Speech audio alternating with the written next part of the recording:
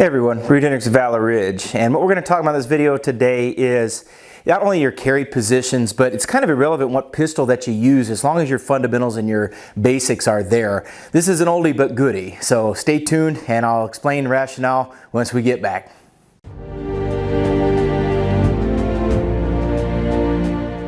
Now, before we begin, guys, I'd really like to encourage you to subscribe to my channel. I've had a lot of viewers out there, and a good amount of people watching the videos aren't subscribed, or they've been unsubscribed. This happens periodically, so just have a call to action out there. If you're going to watch my stuff, which I really appreciate you doing, go ahead and do subscribe. Hit notifications as well, and that way you'll be the first to know when I do a new video. I try to do at least one a week. That doesn't happen all the time. Life gets in the way, it gets busy, but when those videos do drop, I want you to be able to watch that and also to share this stuff. That also really helps, is if you share it with your friends and get some good content, especially if you're a firearms guy, you like to go out to the range and practice, you like to go get training, and that really helps out too. I like to put out content and quality information, quality stuff that you guys can use.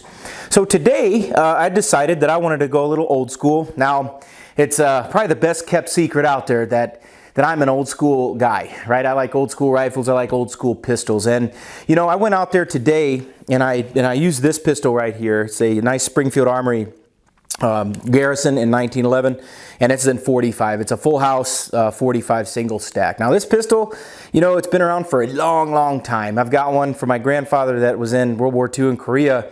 I checked the serial number from Colt on it, and it went back to 1913, so it predates World War I. But this one here, Springfield's a Garrison.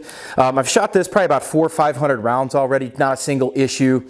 Shoots very well. I used to carry 1911s exclusively, you know, 10, 15, 20 years ago, and I can tell you that I've shot the most high dollar ones that are out there, and I've shot a lot of them. I'm going to do a review on this pistol in a later video, but let me just put it this way, guys. I've shot high dollar ones that didn't shoot as well as this one does, so they did a very nice job.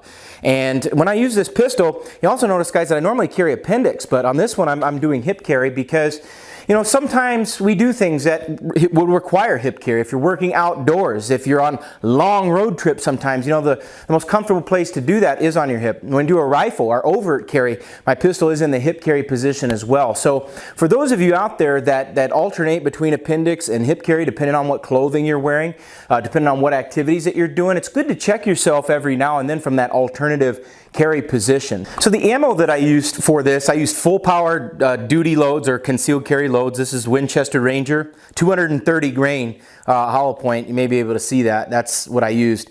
And the reason why I wanted to use this is because, number one, you know, I don't practice with light loads or any of that stuff. When I go out and practice, I tend to use not like hollow points all the time, but I do use full power stuff. So, you know, I want to practice with the same ammo. It's going to have the same recoil it's going to have when I go out and do concealed carry. So this is a pretty warm load. This 45 Ranger 230 grain T-Series stuff, that's a warm load. And once again, no issues with recoil, as you'll see from the target. So I shot a nice course of fire today. It's one that I shoot, you know, a few times a year just to check my skills when I'm not shooting our pistol standards. And this is a shout out to my buddy Paul down at CSAT, the CSAT Way. And if you guys haven't checked out his channel, I would highly recommend that because he puts out quality content as well.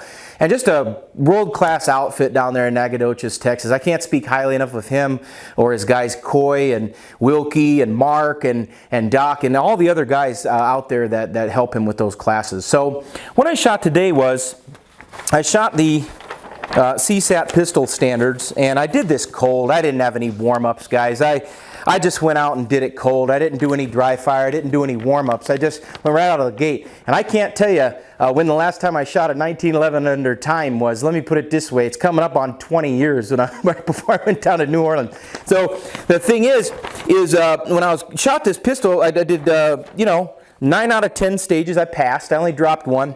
The one I dropped was this 5-in-1. It's 5 to the body in one hit in 3 seconds. And the 1911 trigger is a little different than the Glock, so it went a little early on me, and that's okay. 9 out of 10 is respectable any day, especially cold. And that's the first target. And this course of fire, which I'll put in the description box below, does require 2 targets because there's one stage where we shoot 2 on one target and 2 on the other. And that's where my 2 went. And then I went back to 25 for the kneeling stage, and then that's my 25 shot. It's in, it's close, but it counts. So that's how we would do that. I'll put this course of fire in the description box below and have you guys go out and shoot it. But I just did this video to the point of, it doesn't matter what pistol you're using. You're using 100 and, something year old design, or whether you're using those modern polymer striker fired pistols, and it doesn't really matter as long as your fundamentals and your basics are there. 45 got a little bit more bite than 9mm, not much. I didn't really notice much of a difference because I was firming up my grip and watching my sights and making hits on there. So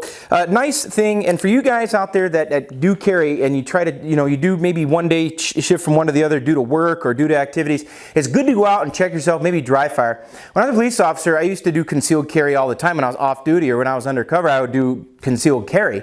And when I went to patrol and when I was on duty, then I had to go on my duty belt. So, before I went on duty, I would always do dry fires from my duty holster because I was used to that concealed carry mode. So that's something that you may want to consider doing. Video, I did this for a couple reasons. Number one, to show you that those old pistols and the old school gear still works. It's still valid if you do your part. Second, shout out my buddy. And of course, to give you another good course of fire. That's what we focus on doing, is giving you course of fire that actually work, that are actually functional, that are actually realistic, based on combat situations, based on concealed carry situations.